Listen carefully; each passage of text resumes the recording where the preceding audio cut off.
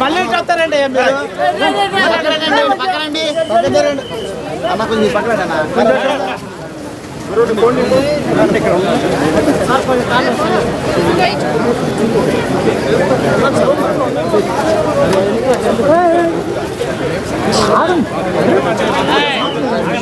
అన్నా వస్తుందన్నా రోడ్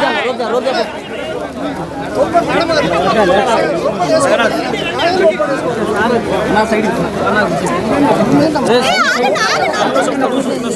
మీరు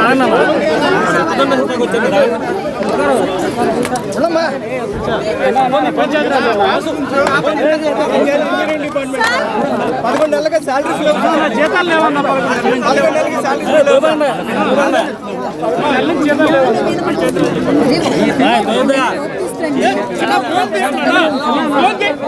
పదకొండు నెలల నుంచి ఏంటంటే జీతాలు ఎవరంటే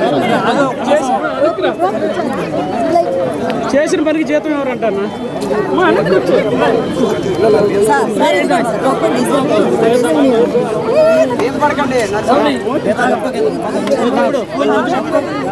విష్ణు జాగ్రత్త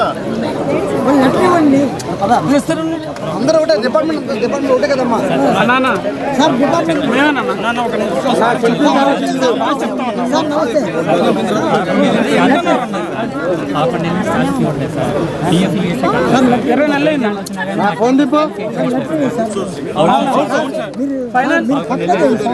ఫైనాన్స్ కాంక్రీట్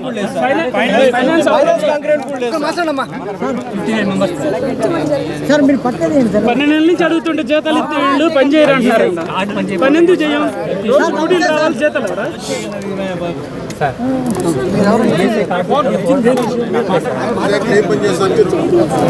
డ్రైవర్లు ఉన్నారు, అటెండర్లు ఉన్నారు, కంప్యూటర్ ఆపరేటర్లు ఉన్నారు, స్వీపర్లు ఉన్నారు,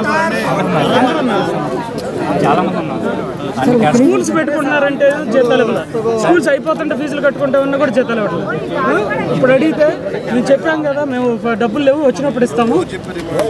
ఈఎన్సీ గారు చెబుతున్నారు మా పథకాలను వర్తించట్లేదు సార్. దీనిలో ఏది వర్తించట్లేదు సార్ అన్న. ఇది మీరు మాత్రం పట్టించుకోకపోతే 5 సంవత్సరాల నుంచి తిరుగుతుంది నాకు కాగితం. 5 ఏళ్ల నుంచి తిరుగుతుంది. 5 ఏళ్ళ నుంచి ఫైనాన్స్ పర్మిషన్ ఇచ్చింది కూడా తీసేసారు. అయినా కానీ క్యాన్సిల్ చేశారు. కావాలి 2020 పర్మిషన్ ఇచ్చారు. అక్కడ రాసా అంటే వీళ్ళకంటే జీతం ఇస్తానంటే అన్ని చెప్పాలన్నా సార్. గవర్నమెంట్ ఎంప్లాయీ అని చెప్పి ఏ పథకాలు మాకు వర్తించట్లేదు సార్. గవర్నమెంట్ ఎంప్లాయీ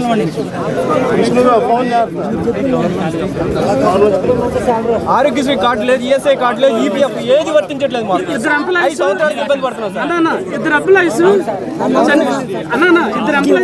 తల్లిదండ్రులు చనిపోతే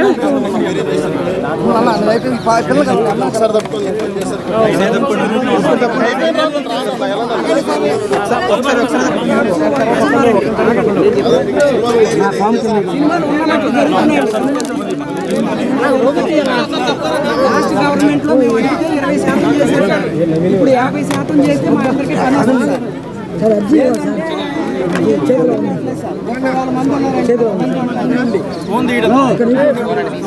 మీరు మాత్రం కొంచెం ఆలోచించండి.